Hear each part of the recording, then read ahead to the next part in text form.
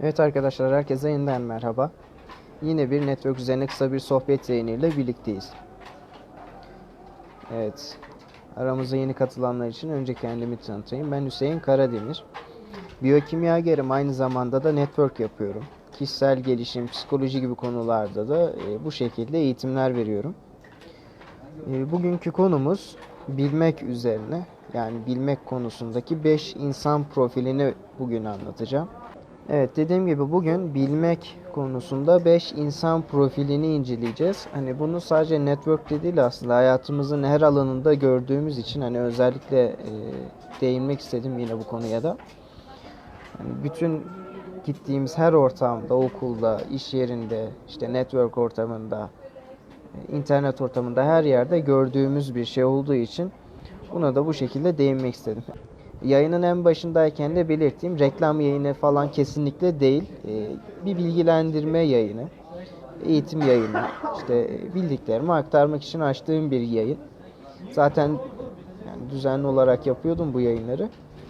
Ve yeniden de devam etmeye başladım bunlara. Kısa bir ara vermiştim sağlık sorunlarından ötürü. Evet, herkese merhaba. Artık konumuza da başlayalım. Bugün sizlere bilmek hakkında 5 insan profilini anlatacağım. Bu şöyle ki, bir sisteme atıldığımızda, mesela bir network sistemine atıldığımızda aslında her şeyi başarabilecekmişiz gibi hissederiz. İşte sanki her şeyi biliyormuşuz, her şeyi yapabilirmişiz gibi hissederiz ama bir süre sonra bocalamaya başlarız. Hatalarımızı görürüz. Daha sonra da aslında öğrenecek çok şeyimizin olduğunu fark ederiz. İşte bu süreçte yaşadığımız bu hissin aslında sebebini burada anlatmış olacağım bu 5 insan profiliyle. Çünkü birbirinden farklı 5 insan değil de bir insanın 5 evresi gibi de algılanabilir bu anlatacaklarım. Öncelikle şudur arkadaşlar: 1. Kişi hiçbir şey bilmiyordur ya da bir şeyleri bilmiyordur. Bilmediğini de bilmiyordur. Bu insanlarda bir cesaret olur. Bilinmeze karşı bir atılma olur. Bildiğini sanar ama bilmiyordur. Yani bilmediğinin farkında değildir. Bilmediğini bilmiyordur. Bu birinci insan tipi. Hepimiz herhangi bir işe atıldığımızda, network olsun ya da herhangi başka bir iş olsun, ben bunu yapabilirim deriz. Çünkü o işin neler gerektirdiğini bilmiyoruz ve bunu bilmediğimizi de bilmiyoruz. Sonuçta bu kişilerin sonu genelde biraz hüsran olur. O başarısızlık duvarına bir kere çarpar çünkü insan ister istemez. Bunu bu konuda ısrar eden insanlara da aslında kara cahil diyoruz. Hani herkesin böyle bir evresi vardır. Bir şeyleri bilmeyiz ve bilmediğimizi de bilmeyiz. Ama bu konuda ısrar eden insanlara da yani kara cahil diyoruz. Hani artık öğrenmeye çabalamadığı için. Her insanın yaşadığı bir evredir bu. Bilmemek ve bilmediğini de bilmemek. Fakat bizim yapmamız gereken şey burada ikinci aşamaya geçmek. İkinci aşama, yani ikinci insan tipi. Bir şeyleri bilmez ama o şeyleri bilmediğini bilir. Yani artık bir şeyleri öğrenmesi gerektiğinin farkına varır. Burada da şöyle bir örnek verebilirim. Mesela network'e girdik. Ben bunu yapabilirim dedik ama işte bir başarısızlık duvarına bir kere çarptık. Sonra geri çekildik. Evet. Burada yapmam gereken, öğrenmem gereken bir şeyler var dedik. İşte bu ikinci aşamadır. Yani bir şeyler bilmiyoruz ama bilmediğimizi biliyoruz. İkinci aşamadaki insanlar kendisini araştırmaya yönlendirir. Bu yüzden hani önü en açık olan insan profilidir diyebilirim. Bilmediğini bilen insanlar için. Hani bu ikinci kademe aslında bir sıçrama tahtasıdır. Bundan sonra kişi kendisini geliştirmeye başlar ve üçüncü evreye gelir. Bir şeyler bilir ama bildiğini bilmez bu sefer de. Çünkü daha öncesinden yaşadığı o başarısızlık, yani küçük de olsa, bir travma etkisi yaratır. Artık bir şeyler öğrense bile kişi bildiği şeyleri uygulayamaz çünkü hala bilmediğini zanneder. Bunu özellikle hani öğretmenlerin zeki ama çalışmıyor dediği öğrencilerde görebiliriz. Çocuk bir şeyleri biliyordur ama bildiklerini aktaramıyordur. Aynı şey işte yetişkin bireylerde de geçerlidir. Bir şeyleri öğreniriz fakat daha önceki başarısızlıklarımızın üzerimizde bıraktığı etkilerden dolayı hala bilmediğimizi zannederiz. Bu insanlar aslında cesareti kırık olarak göz önünde bulundurulması gereken kişilerdir. Bu kişilerin sadece biraz daha motivasyona ihtiyacı vardır. Yani artık bir şeyleri bildiklerinin farkına varmaları gerekir. Üçüncü profildeki insanların. Bir şeyler biliyor ama bildiğini bilmiyor. Bu kişiler iyi bir motivasyonla harekete geçirilebilirler. Aslında bir cevher vardır. Sadece o cevherin işlenmesi gerekir. Gelelim dördüncü aşamaya. Dördüncü aşamadaki insan tipi aslında benim en çok hataya müsait dediğim kesimdir. Kişi bir şeyleri biliyordur ve bildiklerini de biliyordur. Yani bir şeyler bildiğini de biliyordur. Fakat bu insanlarda bir zaaf oluşur. Şimdi ona geleceğiz. Artık kişi bir şeyler öğrendi ve öğrendiklerini de uygulamaya başladı. Ben artık bir şeyler biliyorum dedi. Ama bir zaafa kapıldı. O da şu ki ego. Yani aslında bir şeyler bilmenin getirdiği rahatlıkla yeni şeyler öğrenmesi gerektiğini unuttu. Bir şeyler biliyor, bildiğini de biliyor. Yani bir şeyler bildiğini de biliyor. Bu insanlar da artık ben oldum, tamam deyip dimdirek ileriye atılıyorlar. Ve ne yazık ki ikinci şoklarını yaşıyorlar. Çünkü evet birçok konuda bilgileri var. Fakat hala tam olarak yeterli değiller. Bunu bilmiyorlar.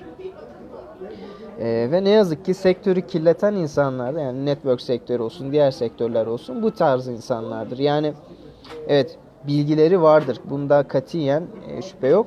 Fakat eksikleri de vardır. Bunu görmezler. Ve bu yüzden de bu eksiklerinden dolayı da hata yaparlar. Yani bir şeyler bilip bildiğinizi de bilmek tek başına yeterli değildir. Bir insanın ulaşabileceği bence en üst mertebe 5. mertebedir. Kişi bir şeyler bilir, bir şeyler bildiğini de bilir ama bir şeyleri bilmediğini de bilir.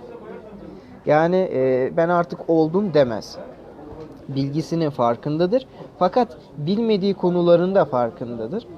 Ve bu kişiler daha önceden zaten bir araştırma kültürü edindikleri için artık eksiklerini çok daha rahat kapatabilirler. Çünkü zaten belli bir birikimleri vardır, bilgi birikimleri. Bunun haricinde de iyi bir araştırma kültürleri oluşmuştur. Bu yüzden 5. kademedeki insanlar bilgi konusunda benim gözümde en değerli insanlardır. Bir şeyler bilirler, bir şeyler bildiklerini bilirler ve bilmedikleri şeyleri de bilirler. Yani bir konuda bilgi sahibi değillerse onun da farkına varırlar. Eksiklerinin de farkına varırlar. İşte 4. ve 5. kademenin arasındaki temel fark da budur. Artık ben öğreneceğim her şeyi öğrendim derseniz kendinize bir zirve koyarsınız ve kendinizi orada bırakırsınız. Artık ilerleme durur. Ama hayat daima ileriye gider. Hayat durmaz, zaman durmaz, hiçbir şey durmaz. Her şey daima ileriye gider. Ben artık her şeyi biliyorum dersek biz de artık orada kalırız. Zaman ilerler. Biz kaldığımız için artık geride kalmaya başlarız. Bu yüzden bizim öncelikle hedefimiz 5. profile sahip olmaktır. Yani bir şeyler bilmek, bir şeyler bildiğimizi bilmek ve bilmediğimiz şeyler olduğunu da bilmek. Eğer bunu yapabilirsek işte o zaman başarılı oluruz. Hatalarımızdan ders alırız. Bir şeyi daha bilmediğimizin farkına varırsak onu öğrenmeye başlarız çünkü. Daha doğru kararlar veririz. Çünkü artık egoyu bir kenara bıraktığımız için saygı da kazanırız. Çünkü insanlar bizi bir tavus kuşu gibi değil de gerçekten bilen birisi ve öğrenmeyi seven birisi olarak görmeye başlarlar. İşte bu yüzden arkadaşlar sizlere bunları anlattım ve 5. profile gelmek için elimizden geleni yapalım diyorum. Şimdi buraya kadar hani bilgi ile ilgili 5 aşamayı anlattım. Şimdi de küçük bir hikayeyle aslında bunu pekiştirelim diyorum. Bir çömlekçi ustası varmış zamanın birisinde. Çok güzel çömlekler yaparmış. Herkes onun çömleklerine hayran olurmuş. Bunun bir tane de çırağı varmış. Yanına almış, çırak almış. Artık çırak da hani ustasına baka baka bir şeyler öğrenmiş. Fakat hani öğrenmediği şeyler olduğunu göz ardı etmiş. Onları bilememiş. İşte çıraklıktan kalfalığa terfi ettirmiş ustası onu. Fakat uzunca bir süre kalfa olarak devam etmiş ve kalfa artık ustasına şöyle demiş. Ben ne zaman usta olacağım? Bu işin püf noktasını öğrendiğin zaman demiş ustası. Aradan zaman geçmiş. Kalfa yine aynı şeyi sormuş. Usta yine aynı cevabı vermiş. Aradan yine zaman geçmiş. Artık kalfa olarak kalmaktan bıkmış ve usta olmak istemiş. Ustasına gitmiş ve demiş ki usta ben artık her şeyi öğrendiğimi düşünüyorum. Püf noktasına falan her şeyi vesaire ben öğrendim. Gidip artık kendi dükkanımı açıp kendim çömlek üretmek istiyorum demiş. Ustası yine aynı şeyi söylemiş ama dinletemeyince peki öyleyse demiş, yolun açık olsun. Kalfa gitmiş kendisine bir dükkan açmış. Kendisi de çömlekler üretmeye başlamış. Fakat daha ilk çömlekleri satıldıktan 1-2 gün sonra bütün müşterileri şikayetle birlikte Kalfa'nın yanına gelmişler.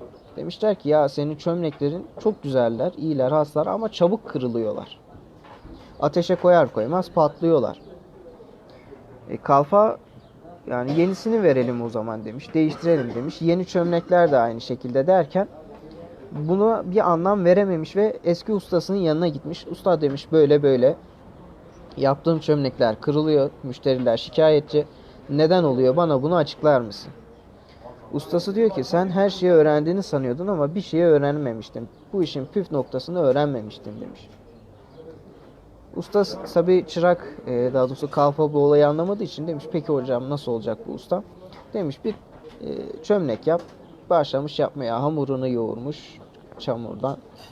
Döndürmeye başlamış, şekil vermiş, sıvamış, sulamış, ocağa vermiş. İşte demiş burada bir hata yaptın. Kalfa demiş hata ne usta? Bak demiş püf noktasını öğrenememişsin. Arada demiş üflediğimi görmüşsündür çömleğe doğru. Evet diyor Kalfa. Aslında diyor çömlek üzerinde kalan kabarcıklara üfleyip onları patlatıyordun diyor.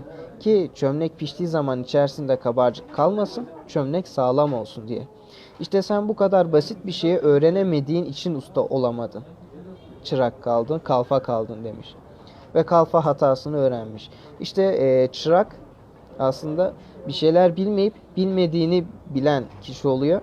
Kalfa ise bir şeyler biliyor ama ben artık her şeyi biliyorum diyor ve yeni şeyler öğrenmeye kapatıyor kendisini. Bu yüzden de aslında hala öğrenmesi gereken şeyler olduğunu göremiyor. İşte bu yüzden de çömlekleri kırılıyor.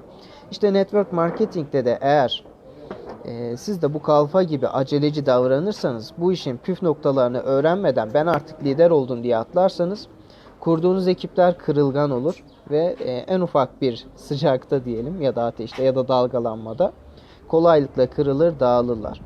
İşte bu yüzden bu 5 bilgi profiline dikkat edeceğiz ve 5. profile gelene kadar da arkadaşlar kendimizi geliştireceğiz. Evet, bugünlük bu kadar.